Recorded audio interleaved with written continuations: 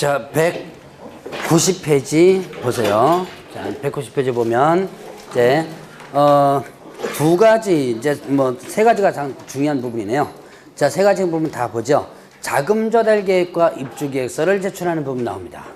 자, 일단 이 자금 조달 계획서와 자, 자금 조달 계획서, 그다음에 또 입주 계획서, 입주 계획서는 언제 제출하냐면 투기과열지구. 자, 투기과열지구 내에 3억 이상의 뭘 했을 때 주택.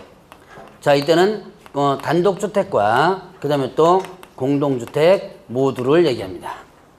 자, 일단 투기과열지구 내에서 3억 원 이상의 주택. 자, 투기과열지구 내에서 만약에 3억 원 이상의 주택을 거래할 때 단독이나 공동 들어갑니다. 자금조달계획서와 그 다음에 뭘 제출하라? 입주계획서를 제출하라.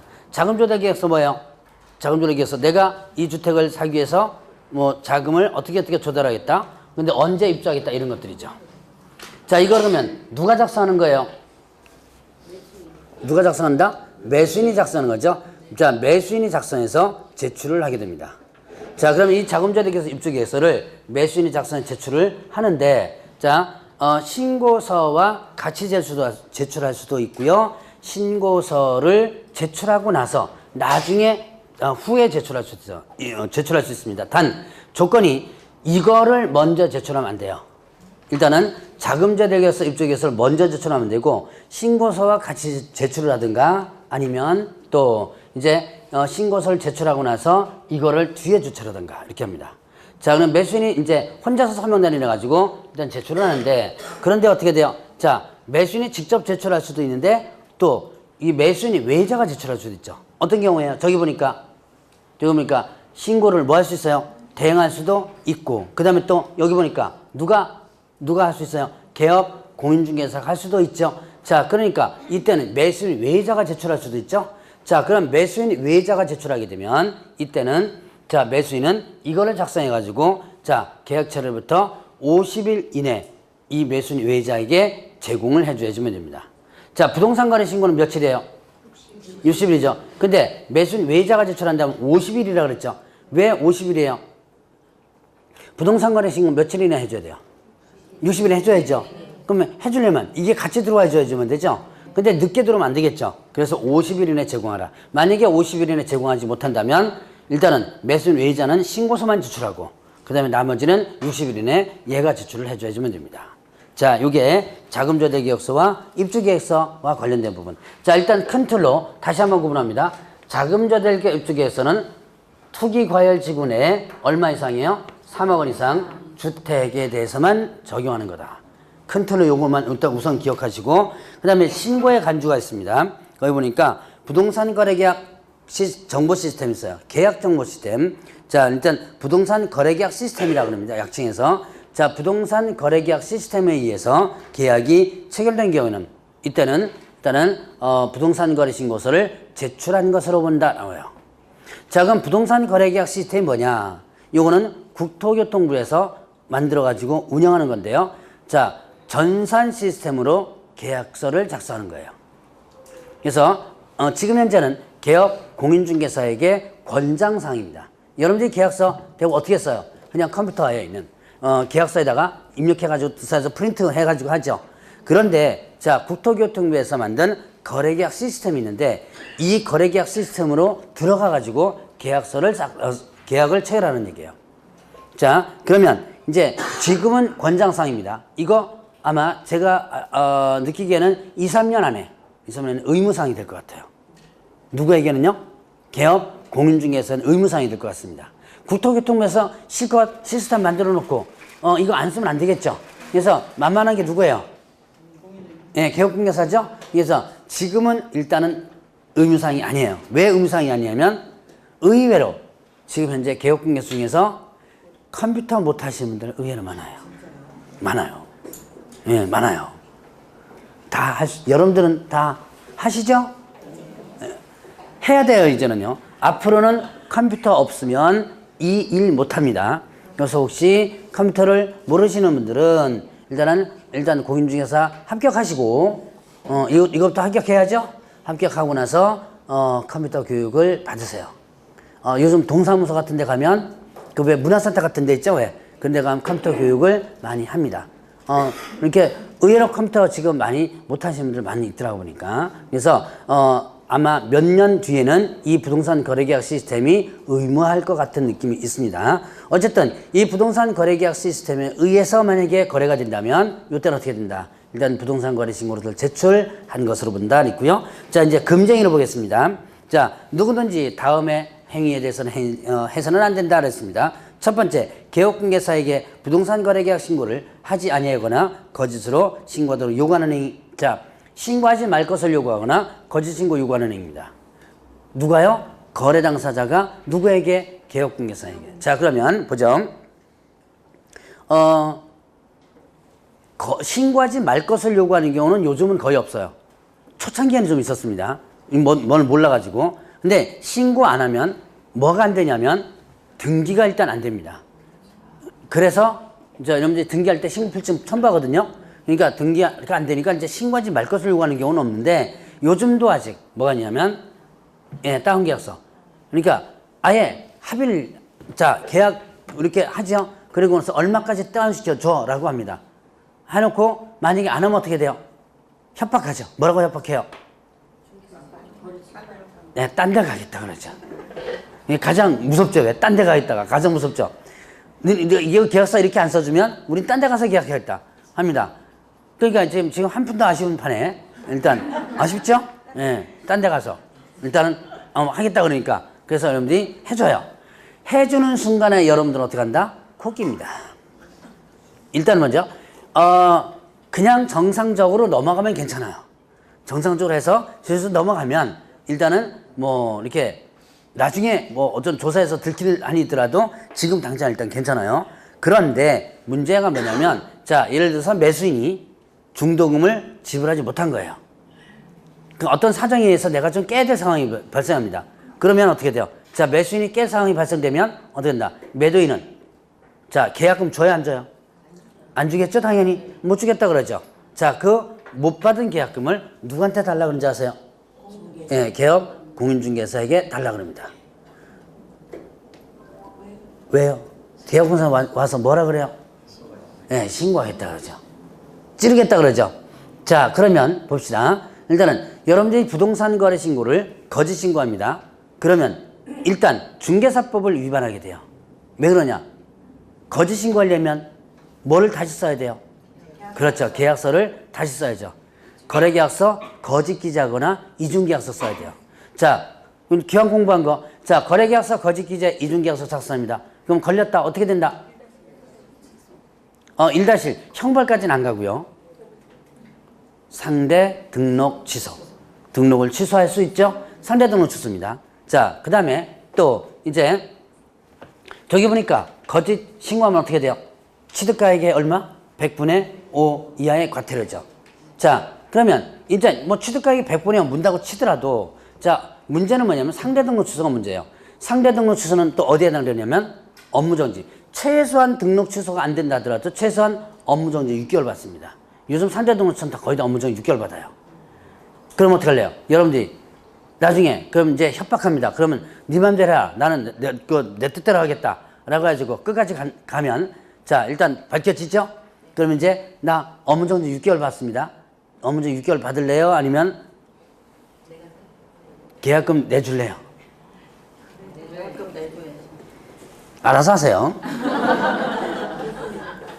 실제로 이렇게 해가지고 생돈 물어준 사람들 많아요.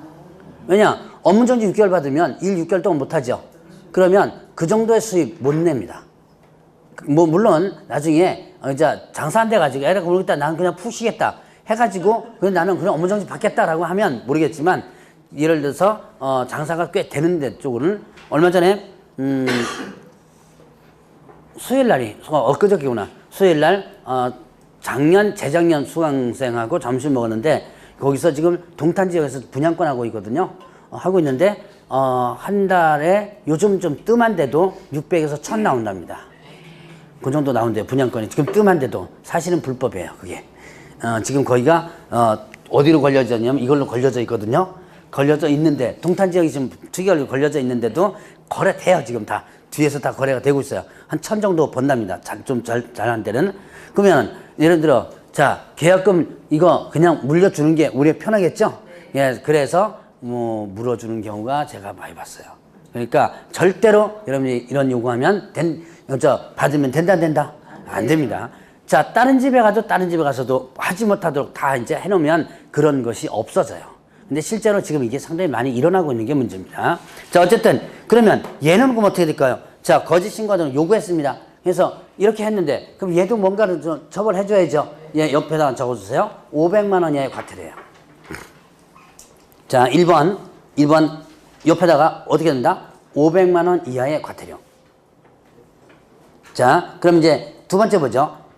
거래계약 신고 의무자가 아닌 자가 거짓으로 부동산 거래 신고를 하느니, 자, 신고 의무자가 아닌 자가 신고합니다. 자, 이제 요건 또 계속 이제 제가 금방 얘기했던 것을 예를 한번 들어보죠. 자, 이제 거짓 신고해달라고 했습니다. 강력하게 거부했어요.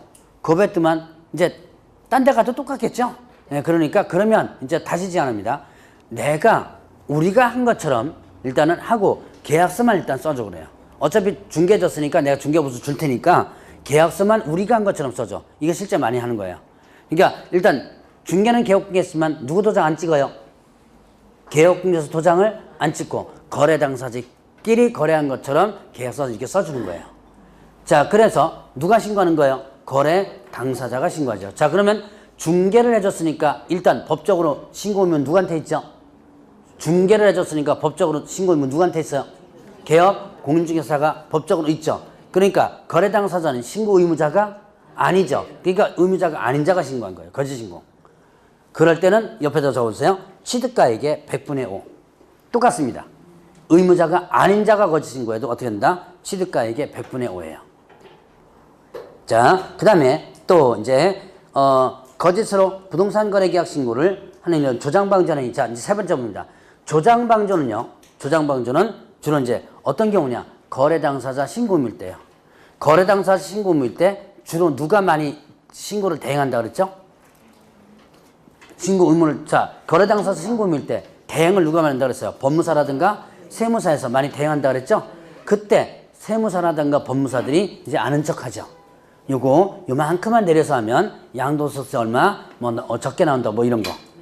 그렇게 옆에서 찌르는 거죠. 이 찌르는 게 뭐야? 조장방조죠. 자, 그러면 그 법무사나 세무사에게, 자, 옆에 적어보세요. 500만 원 이하의 과태료예요.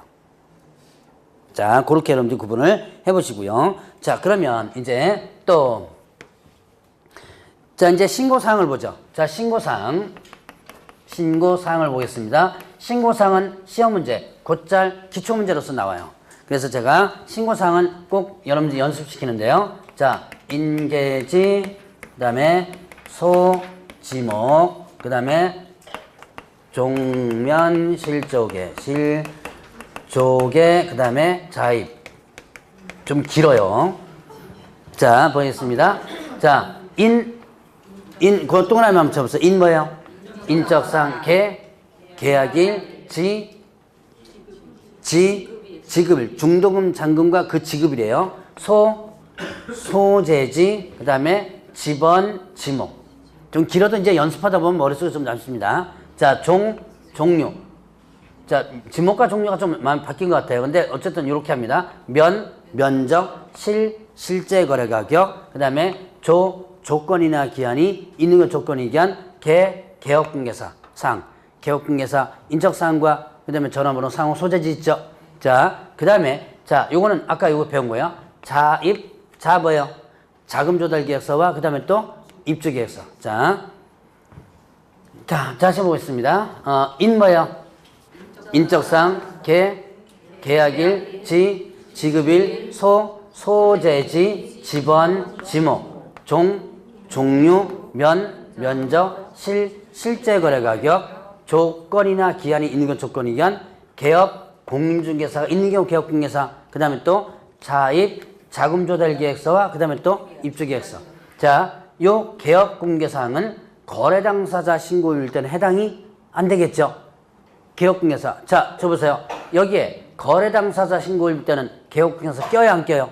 안 끼죠. 그러니까 얘네들이 신고할 때는 개업공개사항이 없겠죠. 개업공개사항은 언제? 요때 개업공개사 신고일물 때만 해당되고요. 자, 그 다음에 자입 이건 따로 뺐습니다. 제가 왜 따로 뺐냐? 이건 특별한 경우죠. 자, 여기서 어떻게 돼요? 자금조달 입주계획서는 투기과열 지분의 얼마 이상의 3억 이상의 주택만 해당되죠. 자, 그래서 이렇게 여러분들 일단 구분하시고 계속 이제 연습을 할 겁니다. 다시 한번 연습하고 넘어가죠. 인 뭐예요? 인적사항, 계약일, 지급일, 중도금, 잔금과 그 지급일, 소재지, 지번, 지목, 종류, 면적, 실제 거래 가격, 조건이나 기한이 있는 경우 조건의 기한, 개업 공개했을 때 개업 공개 사항 있죠? 자금 조달 계약서와 입주 계약서. 자, 그러면 이제 이렇게 해서 신고서 작성, 여기 이제 신고서에 들어가는 내용들이에요. 작성해서 제출하면 일단은 신고관청에서는 지체 없이 뭐를 발급해 주냐면 신고필증을 발급을 해줍니다. 신고필증을 발급해 주면 자, 부동산 등기 특별조치법의 검인을 받은 것으로 보게 되고요. 자, 그러면 이제 이렇게 신고필증을 발급해 주고 나서 뭐라 하냐면 가격 검증을 일단 해요. 그러니까 자, 신고서가 들어오면 여러분들이 담당 부문에 치고 대략적인 한번 절차를 보세요. 신고서가 들어오죠. 그럼 신고서 확인한 다음에 뭘 일단 발급해줘요? 필증을 발급해주죠. 그리고 나서 뭐 한다? 이제는 가격 검증을 하게 됩니다. 검증을 해줘야죠. 진짜인지 아닌지. 자, 가격 검증하는데 이때 가격 검증 시스템을 구축하는데요. 가격 검증 시스템을 누가 구축하냐면 국토교통부 장관이 구축합니다. 자, 거기 보니까 국토교통부 장관은 검증체를 구축 운영해야 된다 그랬죠? 예. 자, 그래서 일부, 자, 이제 가격 검증 시스템의 일부가 일반인에게 공개가 돼요. 그게 바로 뭐냐면 여러분들 실거래가 조회 해보시는 이제 그거 시스템이에요. 일반인에게는 분기별로 해가지고 어느 아파트 몇 층에 얼마 이렇게만 나올 거예요. 근데 이제 검증하는 시군구에서는 어떻게 돼요? 상세하게 다 내용이 나오겠죠. 자, 그래서 검증은 누가 한다 그러면 자, 다음 페이지 보면 검증은 누가 한다? 예, 국토교통부 장관이 하게 되죠. 자, 검증을 해보니까 자, 쭉 한번 정리해 보는 거예요. 검증하다 보니까 자, 누락되었거나 신고사항이 누락되었거나 아니면 또 뭐가 된 거예요? 정확하지 않다고 판단됩니다. 자, 가격 검증해 보니까 자, 누락되었거나 아니면 부정확하다고 판단이 돼요. 자, 이제 검증하다 보니까 뭐 사항이 누락됐어요. 신고사항이. 그 다음에 또 신고사항을 보니까 정확하지 않다고 판단되는 경우에요. 이때는 여기에 따른 보완을 요구할 수 있고요. 그 다음에 거래 대금 지급 증명서라든가 아니면 또 계약서 등에 대한 자료 제출을 요구할 수 있습니다. 자, 누락되었거나 정확하지 않다고 판단되는 경우에 보완 요구. 만약에 하나 빠졌다면 야, 이거 채워놔라 이거죠. 자, 그 다음에 또 거래대금 지급증명서. 자, 거래대금 지급증명서는 뭐냐면 거래대금을 지급했다는 증명서예요. 가장 대표적인 뭐 있겠어요? 예, 통장 사본 이런 것들이죠. 입금표, 통장 사본 이런 거. 자, 그 다음에 뭐 대출 받아가지고 했다면 대출 증명서 있고요. 뭐 주식 깨가지고 했다면 뭐 이런 거, 처분했다면 이런 것들 다 들어갑니다. 자, 이런 거래대금 지급증명서라든가 계약서 등 자료 제출 요구할 수 있는데 이때 거래대금 지급증명서 제출 요구 이거 위반하면요 불응시 요때는 3천만 원 이하의 과태료고요.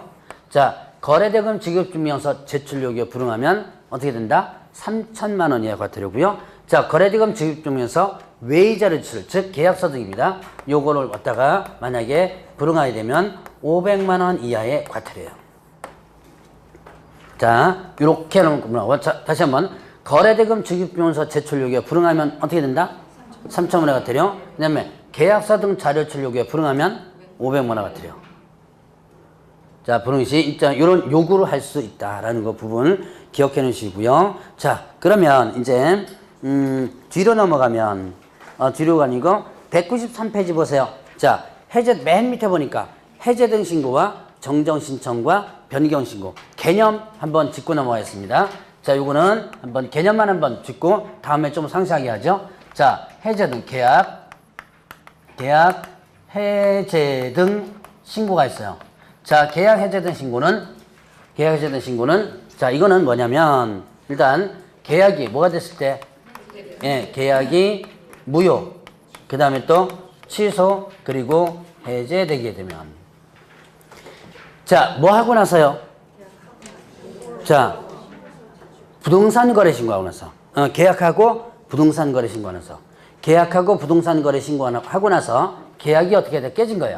자, 그럼 계약 깨졌다면 계약 깨진 거 자기네들끼리 뒷정리 다 하고 끝하면 괜찮을 것 같은데 문제는 뭐냐면 부동산 거래 신고를 하면요. 앞부분에 제가 잠깐 언급 안 했지만 그 신고 결과가 이제 가격 검증 결과가 어디까지로 넘어가냐면 세무서까지 나옵니다.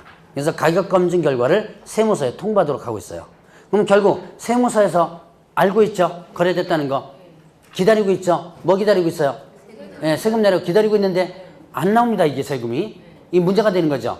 자, 이미 자기네들 깨진 건데 그래서 계약 깨졌다는 것을 증명하는 거예요. 그래서 이때 해제등 신고서를 자, 해제등 신고서를 제출을 할 수 있다 그랬습니다. 해제등 신고서를 제출할 수 있다. 의무는 아니에요. 자, 제출할 수 있다. 자, 그러면 이제 이렇게 하면 이를 확인해가지고 해제등 확인서를 발급했습니다. 그걸 가지고 계약 깨졌다는 걸 증명하면 되겠죠. 자, 이런 내용이 있고요. 자, 그 다음에 정정신청 있습니다. 정정신청. 자, 이거는 정정이 뭐예요? 고치는 거죠. 정정, 고치는 거. 왜 고쳐요? 잘못됐으니까. 자, 그래서 정정신청은 어떻게 됐을 때? 잘못 기재됐을 때. 잘못 기재가 됐을 때. 발급받은 신고 필증이 있어요. 발급받은 신고 필증이 잘못됐다. 여러분들 부동산 거래 신고를 해서 필증을 딱 받았는데요. 거기 보니까 오타가 날 수도 있고요. 뭐 아니면 내가 뭔가가 잘못돼가지고 금액이 잘못될 수도 있고 그렇죠. 그래서 이렇게 잘못 기재가 됐을 때 이때는 정정 신청을 할 수 있다. 자, 일단은 정정 신청은요 어떻게 되냐면 자 어디다가 발급받은 신고 필증에 뭐 해가지고 정정하여 필증에 정정하여 일단은 정정해서 신청할 수 있다 그랬습니다. 신청을 할 수 있다. 그러니까 어디다가 고치는 거예요? 신고 필증에 직접 고치는 거예요. 자, 정정 신청은 어떤 경우에 한다? 잘못됐을 때 한다. 자, 그러면 변경 신고했습니다. 자, 정정 신청 사항 이런 것들인데 이건 나중에 한번 공통되는 부 한번 비교하고 넘어갈 거예요. 자, 변경 신고 있습니다. 변경 신고는 이거는 이제 어떤 경우에 변경 신고할까요? 예, 내용이 바뀌었을 때. 자, 부동산 거래 신고를 하고 나서 그 뒤에 어떠한 사정이 변경된 경우가 있어요. 자, 측량을 해보니까 부동산 거래 신고 딱 했습니다. 측량을 해보니까 뭐가 달라졌어요? 면적이 달라졌어요. 자, 100평이라고 해가지고 샀는데 120평 나와버렸습니다. 그럼 면적이 바뀌었으면 뭐가 달라져야 되죠? 그렇죠. 거래 가격이 달라지죠. 그것도 이제 바뀌어지는 거죠. 자, 이런 식으로 이제 이렇게 변경됐을 때 또 이제 많이 바뀌는 게 뭐냐면 중도금, 잔금, 지급일이 많이 바뀌어요. 의외로 요거 많이 바뀝니다. 그러니까 하다 보면 막 준비가 안 되어 있는 경우 있거든요. 그럼 이제 매도자와 합의해가지고 자, 우리 열흘만 미루자 뭐 이런 거죠. 이렇게 바뀌는 경우가 많아요. 자, 그러겠다 됐을 때 나오는 게 변경신고예요. 이제 변경신고는 내용이 어떻게 됐을 때? 내용이 변경됐을 때. 이때 자, 변경신고서가 있습니다. 자, 변경신고서를 제출할 수 있다. 제출할 수 있다 그랬습니다. 자, 보세요. 정정신청은 자, 요것만 기억해도 요 파트의 반은 기억합니다. 정정신청은 어떤 경우에 하는 거다? 잘못됐을 때 하는 거다. 어떻게 정정신청해요?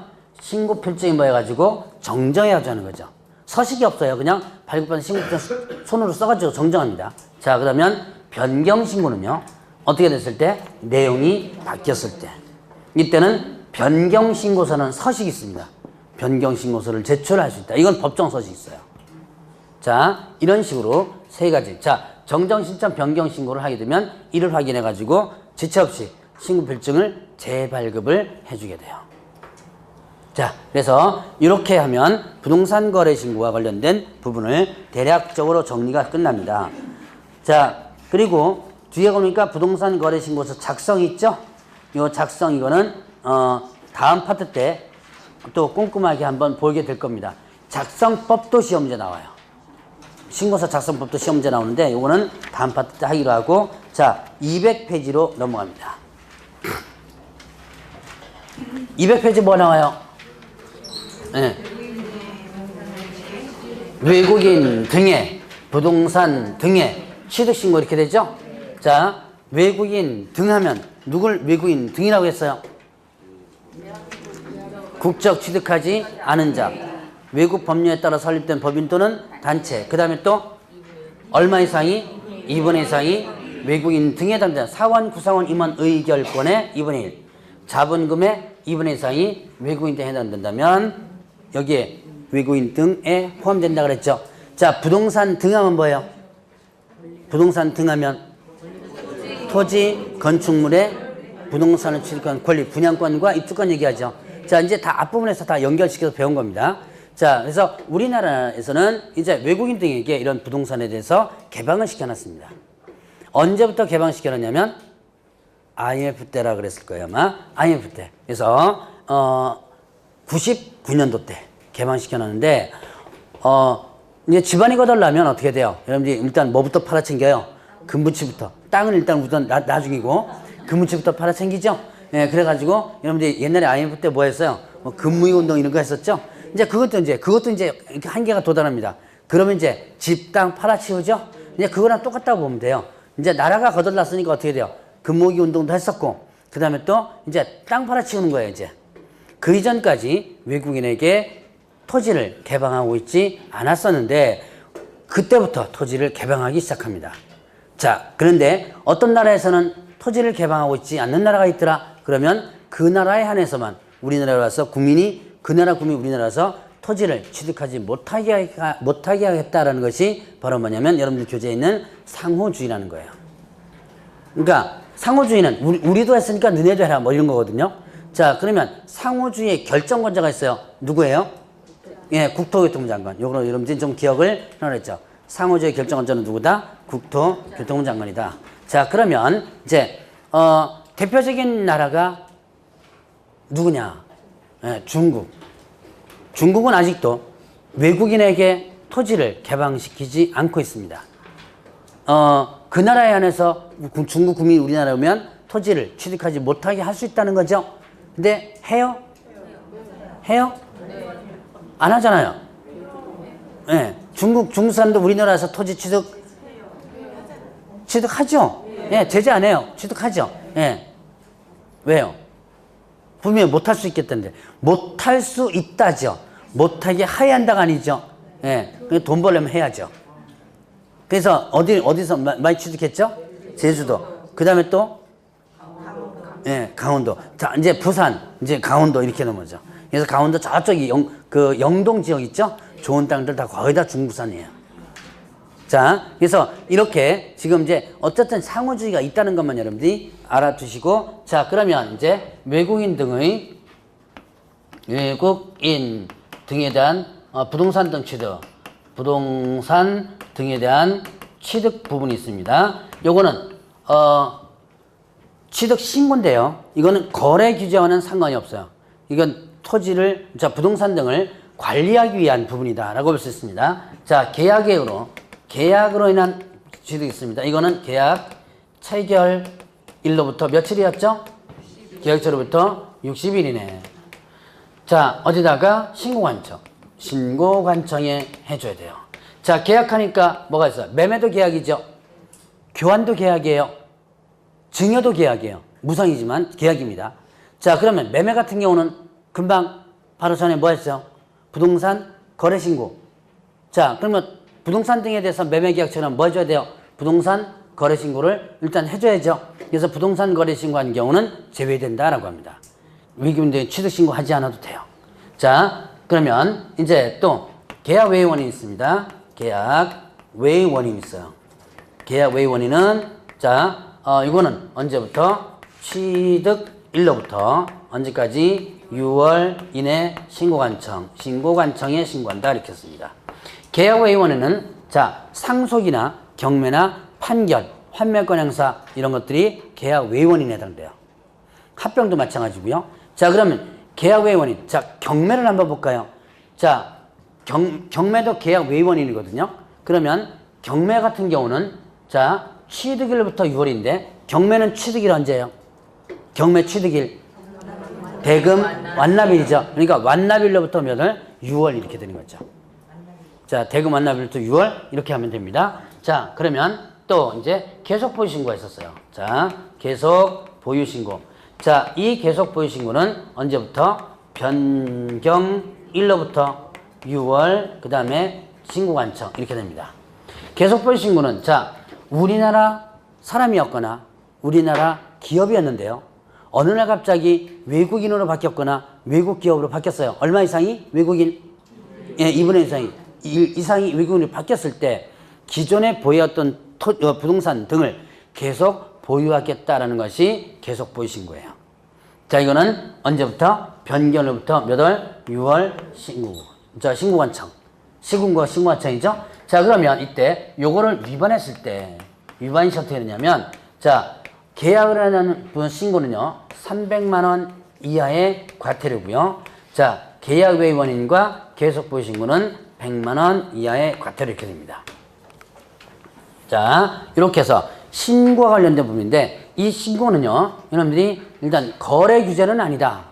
거래 규제는 아니다. 이거는 관리를 위해서 하는 거다라고 볼 수 있는데요. 실제로 거래 규제가 있습니다. 바로 뭐냐면 외국인 등의 자, 토지 취득 허가, 토지 취득 허가입니다. 자, 여기서 토지, 자, 부동산 등 취득이 아니에요. 부동산 등 취득이 아닙니다. 부동산 등안과 토지에 그럼 어떻게 더 넓어요?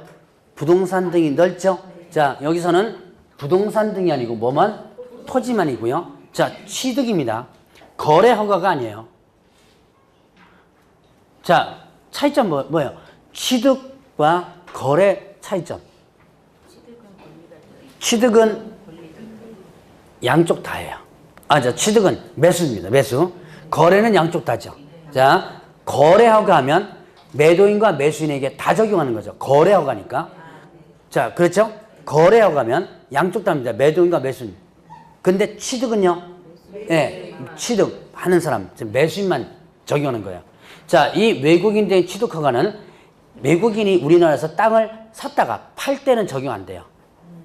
언제만 적용되는 거예요? 예, 취득할 때, 살 때만 적용되는 거예요. 그래서 거래 허가가 아닌 뭐다? 취득 허가 이렇게 표현합니다. 자, 그러면 이때 네 가지 지역에서는 허가 받아야 돼요. 자, 군사, 그 다음에 또 문화, 군사, 문화, 그 다음에 생태, 그 다음에 야생 이렇게 됐습니다. 자, 군사기지 및 군사절보구역, 문화재 보물보호구역, 생태경관보전지역, 야생생물 특별보호구역. 자, 군사지역, 군사야 뭐 여러분들 제가 강조하지 않아도 여러분들 잘 알 거고, 문화재들 상당히 중요하다고 그랬죠?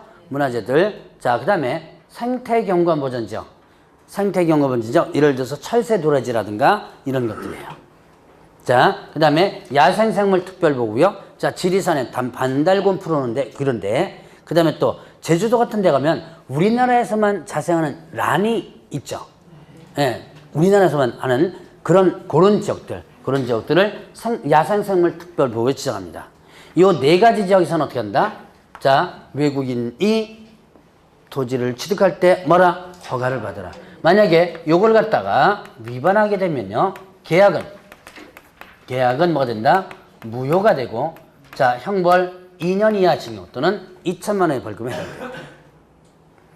계약은 무효가 되고 2년 이하 징역 또는 2천만 원 벌금. 자, 그리고 허가는 어디서 허가 신청한다? 신고관청에 허가 신청합니다. 이게 허가라고 해서 허가관청이 아니고 여기는 신고관청이라고 합니다. 부동산 소재 시군구예요. 토지 소재 시군구. 자, 신고관청에 허가 신청을 해야 되면 15일 이내에 허가 또는 불허가 처분을 해주게 됩니다. 자, 이렇게 외국인들의 부동산 취득 신고와 그 다음에 허가. 자, 여기서 시험 문제 상당히 잘 나와요.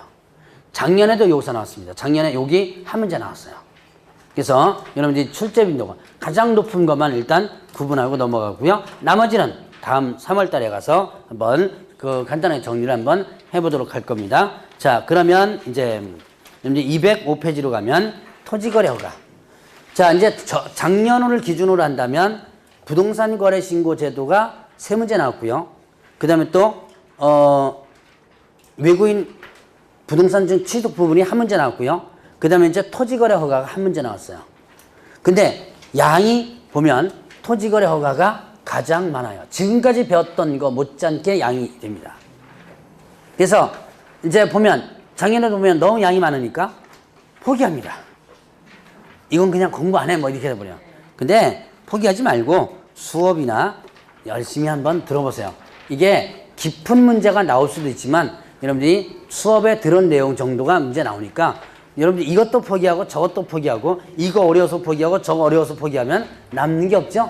다 어렵고 다 양도 많아요. 그러니까 포기하지 말고 여러분들이 꾸준하게 수업을 일단 들어보시라. 자, 그러면 토지거래 허가입니다. 토지거래 허가. 토지를 거래할 때 어떻게 돼요? 허가를 받아야 돼요. 자, 그러면 이거 왜 허가제도를 만들어 놨죠? 예. 토지거래를 뭐 하려고? 규제. 왜 규제해요? 투기가 일어나죠? 이게 투기가 일어나니까 그 투기를 잡으려고 토지거래 허가 제도를 만들어 놓고 지정해 놓고 근데 뭐 한다? 거래할 때는 허가를 받도록 하는 거예요. 자, 그러면 토지거래 허가 할 때 물어봐요. 뭐 물어보냐면 너 이거 땅 왜 사냐? 라고 물어봅니다. 그러니까 토지거래가 신청할 때는요. 토지 이용계획서 하고요. 그 다음에 또 자금조달계획서를 첨부하도록 하겠습니다. 근데 물어봅니다. 물어보면 선뜻 어떻게 돼요? 잘 안 살려고 그러죠. 여러분들 저번 주인가 언제 봤는데 이런 뉴스 나오더라고요. 여러분들 자살할 때 뭘 많이 이용해요? 네? 근데 여러분들은 물어보면 안 되지 참. 여러분 안 했으니까. 질문을 뭐 잘못한 것 같다 아무래도. 그 왜 번개탄 갖고 많이 하죠 왜? 근데 번개탄은 요즘 이제 뭐 철물점 이런 데 팔 때 숨긴답니다. 숨기고 또 하나 있대요. 팔 때 이거 뭐 한 됐습니까? 라고 물어본대요. 그럼 그 물어보는 한마디가 자살률을 쫙 떨어뜨린다 그러더라고요. 그러니까 팔면서 이거 뭐 한 대 쓰세요? 라고 하면 일단은 선뜻 어떻게 돼요? 그 소리에 이제 생각이 또 바뀌기도 하고 뭐 그런데요. 그러니까 토지거래허가도 마찬가지예요. 자, 토지거래허가도 땅 살 때 뭐라고 한다? 이거 어디다 쓸 거냐? 라고 물어보면 거래가 아무래도 어떻게 돼요? 떨어지겠죠. 그래도 기를 쓰고 사는 사람도 있겠지만 어쨌든 그래서 뭐를 목적으로 한다? 투기를 억제하는 게 목적이에요. 자, 그러면 보죠. 여러분들 교재 보니까 이제 지정권자가 있죠. 지정권자 누구예요? 국장 또는 시도지사. 국장 또는 국토교통부 장관 또는 시도지사가 지정권자인데 자, 국토교통부 장관이 지정하는 경우는 어떤 경우냐?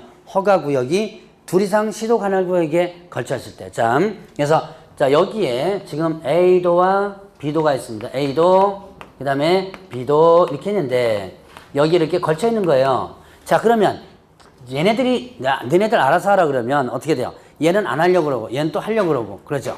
자, 그러다 보니까 이게 제대로 안 되는 거예요. 그러니까 아예 우에서 어떻게 한다? 아예 지정해 버리는 거죠. 이렇게 걸쳐 있을 때는. 그 다음에 또 자, 시도의 일부 지역이라면 어떻게 돼요? 동일시도 일부 지역이라면 이때는 누가? 시도에서 하는 거죠. 그러니까 자, 국장이 하는 경우는 2개 이상의 시도에 걸쳐 있을 때, 그 다음에 시도지사 할 때는요, 동일시도 안에 일부 지역일 때는 어떻게 한다? 이때는 시도지사가 지정할 수 있다. 지정해야 한다 아니고 할 수 있습니다. 자, 그러면 이제 또 지정 기간은요 5년 범위 내에서 일단 지정을 해야 되는데 자, 그 지정 지역을 보면 일단은 두 가지가 조건이 맞아떨어져야 돼요. 자, 거기 보면 205페이지 투기적 거래가 성행하거나 하단 부분에 있죠. 투기적 거래가 성행하거나 지가가 급격히 상승하나 그런 우려가 있는죠. 자, 세 가지입니다. 투기적 거래 성행, 지가 급격 상승, 그 우려가 있는 지역이라고 무조건 다 지정하는 게 아니라 그 밑에 대상이 있어요. 거기에 조건이 맞아야 돼요. 뭐랬죠? 토지 이용 계획이 새로 수립되거나 그 다음에 또 변경되는 점. 자, 토지 이용 계획이 새로 수립됩니다. 또 변경됩니다. 그러면 땅값이 어떻게 돼요? 오를 수 있겠죠. 그 다음에 또 행위 제한이 완화되거나 해제되는 지역. 자, 제한이 완화되거나 해제되면 당연히 어떻게 돼요? 땅값이 오르겠죠. 자, 예를 들어서 뭐가 있어요? 그린벨트가 해제된다 뭐 이렇게 된 거죠. 그러면 당연히 그쪽도 땅가 모르게 시작하죠. 자, 그 다음에 개발 사업이 진행 중이거나 예정되었거나 개발 사업은 진행 예정과 뿐만 아니라 그 인근 지역까지예요. 자, 인근 지역까지 들어간다는 거 구분을 일단 해주시고, 그 다음에 또, 자, 투기 우려가 있거나 요청하는 지역.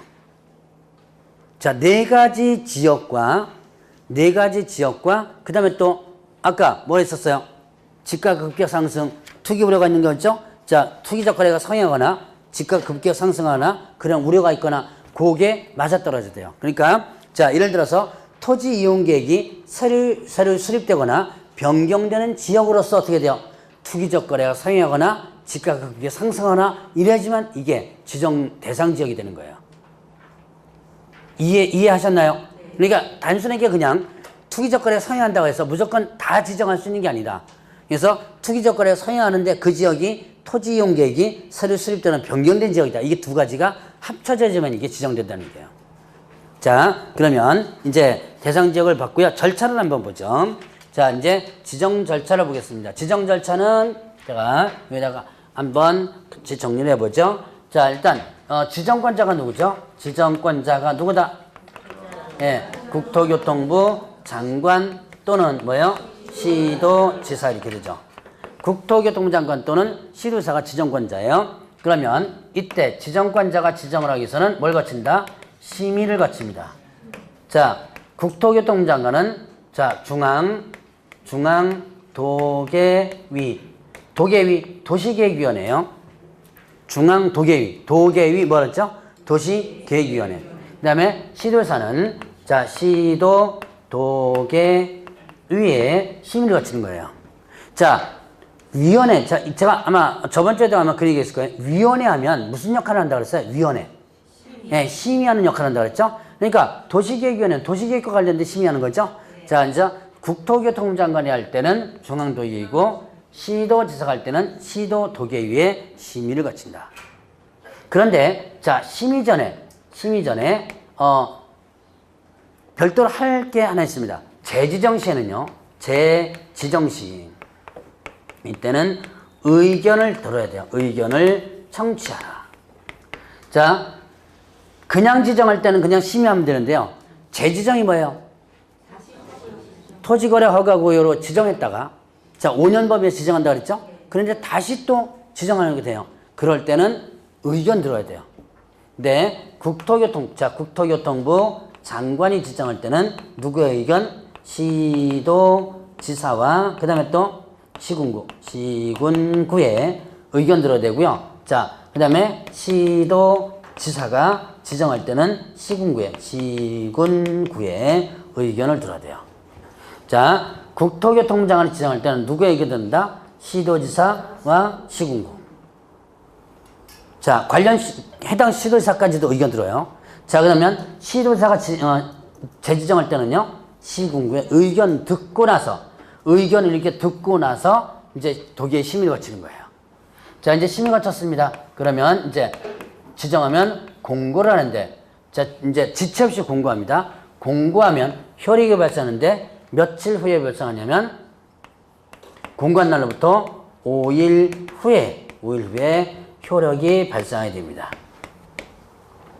자, 지정 공고하면 며칠 후에 효력 발생한다? 5일 후에 효력이 발생한다. 자, 이제 공고하고 나서 그 다음에 이제 통지합니다. 통지하는데 국토교통부 장관은 자, 누구를 거쳐서? 시도지사를 거쳐서 누구한테? 시군구에게 통지하고요. 시도지사는 국토교통부 장관과 그 다음에 또 시군구에 통지합니다. 자, 일단 뭐죠? 국토교통부 장관이 지정합니다. 그러면 이때는 통지하는데요. 직접 시군구청에 통지하는 게 아니라 누구를 거쳐서? 그러니까 시도지사한테 얘기하는 거죠. 야, 쟤한테 얘기해 이런 거예요. 이게 언제 이 국토교통부 장관이 하는 거고. 자, 그러면 시도지사 지정할 때는요. 누구한테까지 통지하는 거예요? 국장한테까지. 왜? 국장도 이 지역이 토지거래 허가 지역으로 지정됐다는 것을 알고 있어야지만 되죠. 그래서 국장과 그 다음에 시군구청장에 통지하는 거예요. 그러면 통지받은 시군구청장이 좀 바빠집니다. 자, 시군자는 3개가 하는데, 자, 지체 없이 등기소장에게 통지합니다. 왜 등기소장에 통지할까요? 토지거래 허가를 지역으로 지정되면 허가증이 있어야지만 등기가 되는 거예요. 그러니까 자기 등기소장 자기 관할 지역에 요쪽은 허가 지역이고 요쪽은 허가 지역이 아니고 그렇게 될 수도 있죠. 그렇게 될 때는 자, 이 허가 지역에 등기 왔을 때는 허가증이 있어야 되는지를 확인해 줘야죠. 그래서 통지하는 거예요. 자, 그리고 7일 이상 뭐하고 공고하고요. 게시판 같은 데 공고하고 홈페이지 공고합니다. 그 다음에 15일간 뭐한다? 열람을 하도록 합니다. 자, 이제 지정권자를 구분해 가지고 한번 정리를 한번 해봤어요. 자, 지정 절차는 요 정도. 요거를 외우려고 하지 말고 절차를 일단 생각해 보세요. 이렇게 생각하다 보면 머릿속에 조금씩 남을 겁니다. 오늘 배운 거 다 기억하려고 하지 말라 그랬죠? 욕심이에요, 욕심. 자, 그러면 이제 또 여러분들 교재 207페이지 보세요. 여기 보니까 토지거래에 대한 허가 부분 있잖아요. 지정을 일단 했으니까 허가를 받아야죠. 자, 허가권자는 누구다? 자, 지정권자가 누구였었어요? 지정권자가 누구였죠? 국장 또는 시도의사죠. 얘가 지정했습니다. 그럼 이제 허가를 해줘야죠. 허가권자는 누구다? 시장, 군수, 구청장. 시장, 군수, 구청장이 허가권자가 됩니다. 그러면 이때 허가 지역에 있는 이제 소유권과 지상권. 자, 다시 한번 허가 대상이 뭐예요? 소유권과 지상권에 대한 이전 계약이나 설정 계약을 체결하는데요. 예약까지도 포함됩니다. 그런데 단 조건이 소유권, 지상권에 대한 유상 계약 이어지면 돼요. 거기 보니까 뭐라고 돼서 대가를 받고 이전하고 이랬죠? 그러니까 유상, 소유권 이전이나 지상권 설정과 관련된 계약, 예약인데 여기서는 유상 계약.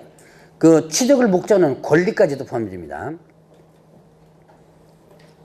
그 밑에 보니까 좀 허가 대상이 아닌 것 뭐 이런 거 쭉 나오는데요. 그거는 이제 나중에 한번 간단히 볼 거고 일단 여러분들이 자 다시 한번 허가 대상은 뭐가 된다? 소유권 이전, 그 다음에 또 지상권 설정, 계약과 예약인데 자 취득을 목적으로 하는 권리까지도 포함된다 그랬죠. 그리고 유상 계약만 해야 된다. 대가를 지불하고 하는 유상 계약만 해야 된다. 무상은 해당되지 않죠. 그러니까 뭐는 해당되지 않는 거야? 증여 같은 경우 있죠. 증여도 소유권 이전되는 거죠. 그러나 이거는 해당되지 않는다. 자, 그러면 이제 허가를 받지 않고 계약 체결하면 어떻게 된다? 그 효력은 발생하지 않는다. 허가를 받지 않고 계약 체결하면 어떻게 돼요? 그의 계약은 무효가 되죠. 자, 이제 여러분들이 민법상에서 잠깐 배웠던 거 한번 복습해 볼까요? 허가를 받지 않고 계약 체결하면 무효가 되는데 허가를 애초부터 아예 받지 않을 목적, 즉 이게 잠탈할 목적이죠. 잠탈을 목적으로 계약을 체결했다면 어떻게 된다? 확정적 무효가 되는 거고, 그 다음에 또 허가를 받을 목적으로 만약에 계약 체결하면 불확정 무효, 이제 유동적 무효라고 표현했었죠. 불확정 무효가 되죠. 자, 그 상태에서 불확정 무효, 즉 유동적 무효 상태에서 허가를 못 받았다면 확정적 뭐가 되고 무효가 되고, 허가를 받았다면 확정적 유효가 되는 거죠. 자, 그리고 허가를 받지 않고 계약을 체결합니다. 자, 그러면 여기 한번 보죠. 그 밑에다가 한번 써놓으세요. 자, 허가 받지 않고 계약 체결합니다. 자, 그 다음에 변경허가, 변경 허가 받지 않고 계약 체결합니다. 그 다음에 거짓 부정허가, 거짓 부정한 방법으로 허가 받았어요. 요 세 가지 다시 한번 허가 받지 않고 계약 체결, 변경 허가 받지 않고 계약 체결, 그 다음에 또 부정한 방법 허가, 요거는 2년 이하 징역 또는 토지가액의 얼마냐면 100분의 30 이하의 벌금입니다. 자, 허가받지 않고 계약 체결했거나, 그 다음에 또 변경허가받지 않고 계약 체결했거나, 아니면 또 부정한 방법을 허가받았습니다. 그러면 형벌이 어떻게 된다? 2년 이하 징역 또는 토지가액, 이 토지가액은 공시지가를 얘기하는 거예요. 자, 얼마? 100분의 30 이하 벌금. 저 뒤에 나오는 거, 여기서 제가 지금 오늘은 벌칙을 뒤에 나오는 건 안 하고 여기서 한번 다뤄주고 그냥 넘어갈 거야 아마. 자, 그래서 이렇게 2년 이하 징역 또는 토지가액 100분의 30 이하 벌금을 물게 돼요. 자, 그러니까 허가반적 계약처럼 계약은 뭐 되고 무효가 되고 형벌 어떻게 된다? 이렇게 2년 이하 징역 또는 토지가액의 100분의 30 이하 벌금 이렇게 됩니다. 자, 그러면 이제 허가 기준 면적을 보죠. 자, 허가 기준 면적을 보니까 여러분들 교재 208페이지를 한번 보세요. 거기 보니까 이렇게 나오네요. 자, 도시지역과 도시지역 왜 이렇게 나오죠? 요게 시험 문제 단순한 문제로서 잘 나왔던 부분이에요. 자, 그래서 기억을 좀 해놓으셔야 돼요. 이 면적 이하면 허가 대상이 아니고요. 요 면적을 뭐 하게 되면 초과하면 허가 대상이에요. 자, 면적 여기는 지금 이하 있죠? 이하면 허가 대상이 아니다. 이것을 면적을 뭐 하면 초과하면 허가 대상이 된다. 자, 보죠. 도시지역이 있었죠? 도시지역은 자, 이렇게 한번 구분해 봅니다. 자, 주 18, 그 다음에 상위 066, 66, 그 다음에 또 녹백, 그 다음 미국. 자, 주 18 뭐예요? 180입니다. 자, 주거 얼마? 180. 그건 뭐야? 상업지역이죠? 상업지역 200. 공업지역 660. 녹지지역 100. 자, 녹백, 그 다음에 미국. 미지정 90. 미정 90. 자, 다시. 주거 얼마? 180. 상업 200. 공업 660. 녹지 100. 그 다음에 미지정 90. 그래서 주 18, 상위 066, 녹백 미국 이렇게 있고요. 자, 도시지역 외. 도시지역 외가 있습니다. 외는 자, 농지 500, 농오, 그 다음에 임야천 이렇게 됩니다. 농오, 임천 이렇게 돼요. 자, 농지는 얼마다? 500, 임야천. 자, 이거 일단 머릿속에 좀 기억을 해 놓으셔야 돼요. 자, 다시 한번 주 18, 상위 066, 녹백, 미국. 주거 얼마? 18, 180, 상위, 상업 200, 공 660, 녹지 100, 미지정 90. 자, 근데 농지 얼마? 농오 하죠? 5천이 아니고 500이에요. 500. 그 다음에 임야 1000. 시험 문제 요게 곧잘 일단 나와요. 그래서 그거 여러분들 좀 기억을 해 놓으시고요. 자, 이제 자주 이제 연습할 겁니다, 아마. 자, 근데 이 면적대로 반드시 지정되는 건 아니고요. 지정권자가 10%에서 300% 이하 범위에서 따로 정한 경우에는 거기에 따른다고 했어요. 이게 더 중요해요, 사실은. 자, 시험용은요. 이거 기억해놔야 돼요, 시험용은. 이건 시험 문제 잘 나오는 거예요. 근데 실제 실무상에 가면요. 제가 알기로 이쪽에 화성 땅 있죠, 왜? 화성 같은 경우 토지거래 허가 지정된 있는 그 지역에 가면 면적이 상당히 작아요. 작은데도 허가 받아야 돼요. 얼마까지로 지정할 수 있어요? 180에서 주거지가 10%까지도 지정할 수 있어요. 자, 그래서 그래서 18제곱미터 초과하면 허가 받았는데 되는 상황이 될 수도 있다는 얘기예요. 그러니까 실제 상황에서는 이게 의미가 많이 없는 경우가 많아요. 이대로가 아니고 면적이 많이 조정됩니다. 그러니까 반드시 그 지역에 가서 공고문을 꼭 보셔야 돼요. 자, 그래야지만 됩니다. 이거는 이제 시험용으로서는 여러분들이 꼭 기억해놔야 되고요.